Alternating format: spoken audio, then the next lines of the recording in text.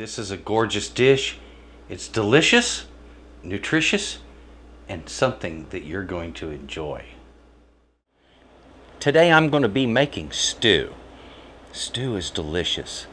Now I did some research. I wanted to find out who invented stew. Oh, well, you know, sometimes I deal with vintage recipes, old recipes. I like doing that a lot.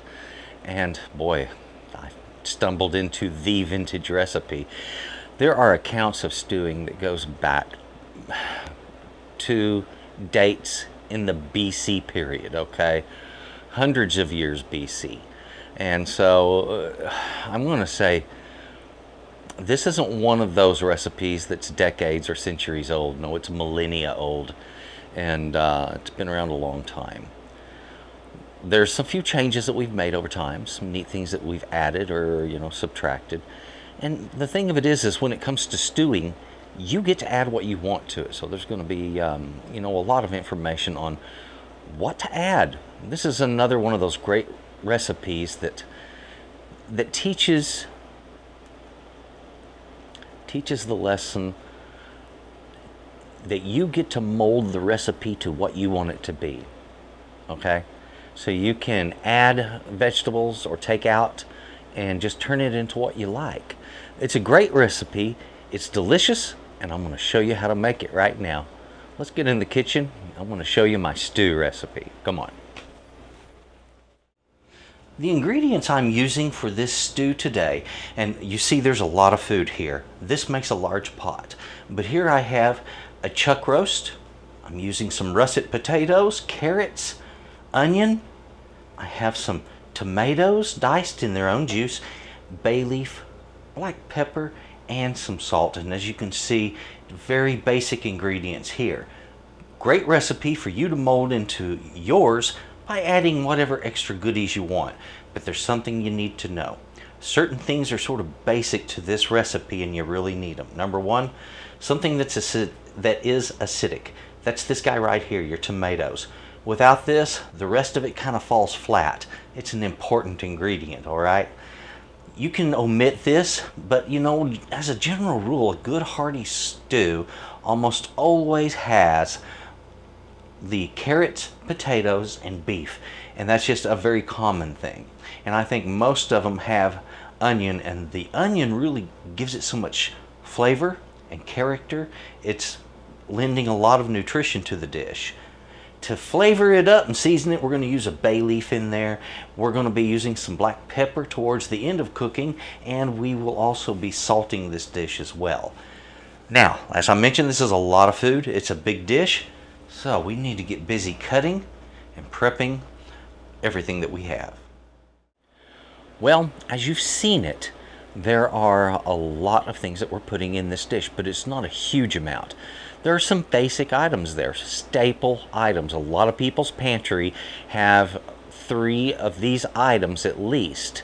So, you know, you've seen we've got our carrots and our onions and potatoes and meat, and it's wonderful. And of course, such an important ingredient, that tomato.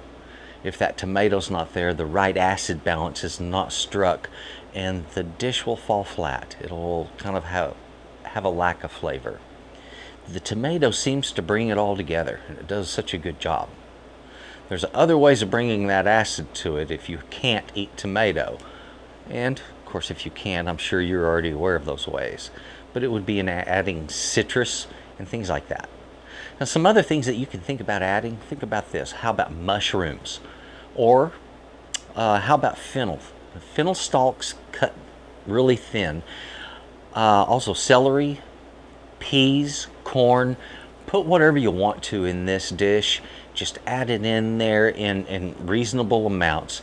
And when you see what you're looking for, you're there. Make the dish yours, and don't be afraid to experiment with it. Now let's get back in that kitchen. We need to get everything prepped, and that means peeling and dicing. Now, something I want to mention, don't make the pieces of food that you're going to stew so big that it is something you have to cut up before you can swallow.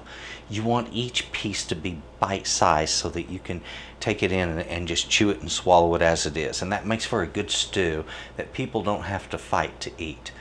Peel the potatoes and get them cut up into about 1-inch square dice.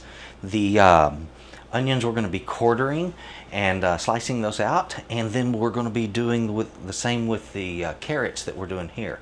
I'm going to peel it and I'm going to slice them into just nice little rounds. So when I'm prepping my carrots, I'll remove any bad spots, take off that the flowering end here. You don't want that part showing. So go ahead and remove the tip if it's rough like this, and then just peel it off. I don't like this outer part, but if you don't mind it, you can leave it there. Cut these into about about 1/4 to 3/8 of an inch thick. Makes for good sized carrots. I have all of these peeled. I'm about to top of these, quarter them, and then cut everything up, put it aside in a single bowl, and then get busy on the meat. But don't start cooking anything until everything is already prepped. On the onions, it's as simple as this. Take off that stalk end, okay? Keep the root end intact.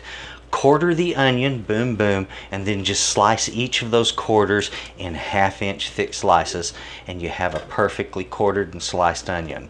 Doing that way, we're going to use 1.5 of these, all right? Take that roast and go ahead and get it cubed up the same way we did those potatoes. About 1-inch square potatoes, 1-inch square pieces of meat. That's the way it works, and it's beautiful. Here's what we're talking about. We have all of our meat diced out. If the pieces are too long or anything like that, you can reduce their size some. Most of these are very responsible sized pieces of meat. You want something that's, again, easy to bite and chew and not too big. Okay, so there you have it. This is ready to stew, and I'm looking forward to it. So now this goes in the pot. We're going to be cooking it first with a little oil, and as soon as we get it browning, then we're going to be adding the vegetables and getting into the rest of the dish. I have my meat in the pot. I'm about to hit it with a flame underneath. I've got some cooking oil here, and it doesn't matter what kind of cooking oil. Just get something in there so that you don't have any sticking at first. After that, once the meat starts, it's not a problem. So get it up and going, folks. We're going to be cooking this on a medium to medium high to begin with. If you want, you can even go high flame for the meat itself. A little caramelizing doesn't hurt. But generally, I find when you have this much meat in the pot, it's just going to basically release a lot of moisture, foam up, and you get more steaming action. But still, the browning that occurs is important to the flavor of this dish. So we start with the meat. Okay, folks, I have my meat cooking up here. You can see it starting to brown, and I'm wanting to get a good browning condition all across that. So continue cooking until that's that way all the way through. Now, once we get a good brown condition, we'll put in all the vegetables, and we're going to top it with some water, and that's going to pretty much fill this pot to the top because we're making a big batch this time. I have my meat has cooked up well. I have plenty of meat juice in there as well, and that's part of the flavor of this. Right here, my tomatoes are ready to go. All of those vegetables that we cut up, they're ready to go in there, and I'm about to pour them in. We're going to top it with some water and add our spices and flavors there. I've also decided to add some garlic to this. It's one of those last minute decisions, but you know what? In the kitchen, you're allowed to do stuff like that.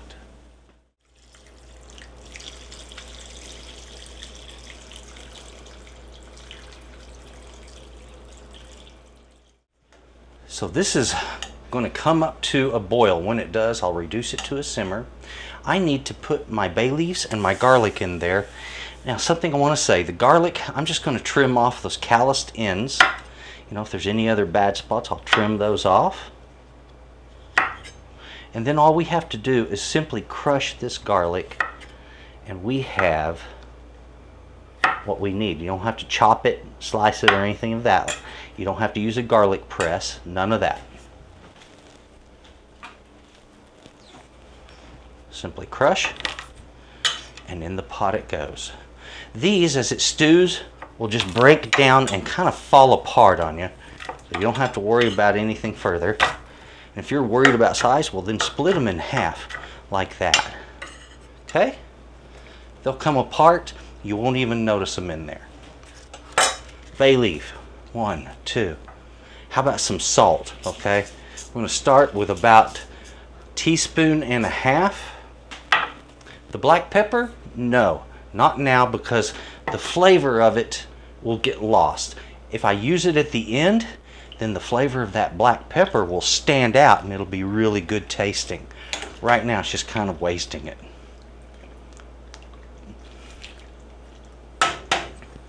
There's a medium-high heat that's still underneath my pot. Once the pot comes to a boil, and it doesn't have to be vigorous, just to a light boil, I'll cover it, I'll reduce it to the lowest temperature I can get, and slow simmer this until the vegetables become tender. And once it's that way, and it has cooked for about an hour and a half to 2 hours, it's then ready. Okay, folks? And sometimes it doesn't even take that long. It really depends on your altitude. The closer to the sea level, the faster it'll cook up. High altitude is going to take you some time. We have a boil started, so now I just have to cover it with a lid, reduce the temperature to the lowest temperature I can get on my stove, and then just let this cook until the potatoes become soft and a bit rounded on the edges and corners. It's just perfect at that point. As far as how much to use, and this is a rule of mine, the way I've always done my stew. I first start with a roast. Now this one is a pretty big one. Generally I get a 2 or 2.5 pound roast. This one is 3.4 pounds. I'm about to cut out that 0.4 part in the way of fat, but you're looking at about 3 pounds here. Now I matched that in almost 3 pounds of potatoes. And I like to use carrot, but I only put in about a pound of carrot, and about the same on the onion. I'm going to put in about 1.5 pounds of onion. These two are close to 2 pounds, so it's going to be 1.5 of these. Here I have basically 30 ounces of diced tomatoes in their own juice. And as far as the black pepper, that's to taste, the same way as the salt. On your bay leaves, 1 or 2 bay leaves when you're doing a pot this large. And that's your recipe, folks. Take it and adapt it and make it yours and add what you'd like and enjoy this. This is a really good one. Let's take a look at what we've made. This has had 2 hours to simmer, and now it has become a beautiful, beautiful stew. Now I like my stew really soupy, a lot of juice, and that is my favorite. Now I'm going to say this. When you see that bay leaf come poking his little head up like that, ooh, let me get a hold of him. Ouch, ouch. Take that bay leaf out of there. Okay, there's another one in here somewhere. We put 2 in. And so when it surfaces, I'll just pluck it out the same way. I don't want anybody getting that in their bowl and accidentally eating it. What we wanted from that bay leaf was just a little bit of flavor, and it is in the stew right now. So, there we go.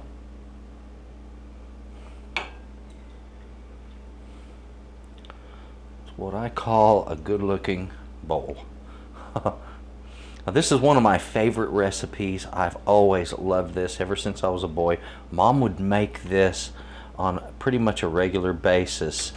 In the winter we could expect to see vegetable beef stew, and it was always fantastic. So there we have it, beautiful bowl. And the thing of it is it doesn't hurt to have a garnish for this. So if you want to put some, let's say, some parsley on this, or cilantro, or chopped green onion, make it yours. It's a delicious option.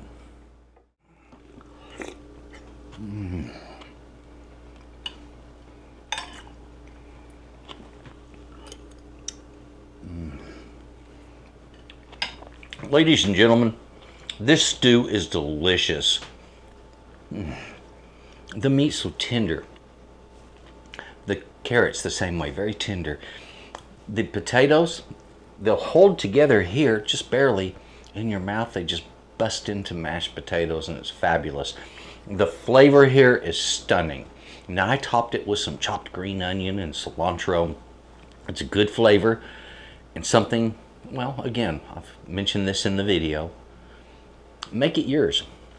Make this yours by adding whatever works for you. This is a fantastic, very flexible recipe and something that you should be working with. Folks, this is great. Please take a look at Texas Cooking Today. I've got a lot of videos there. Take a look at my website. That's S.A.Trotter.com. You're going to get the recipes like this one there. I've started putting them all on there. Please take a look. Link is in the description. Thank you very much for watching. And folks, please enjoy your beef stew or vegetable beef stew or whatever you want to call it. Enjoy your stew. It's fantastic tasting.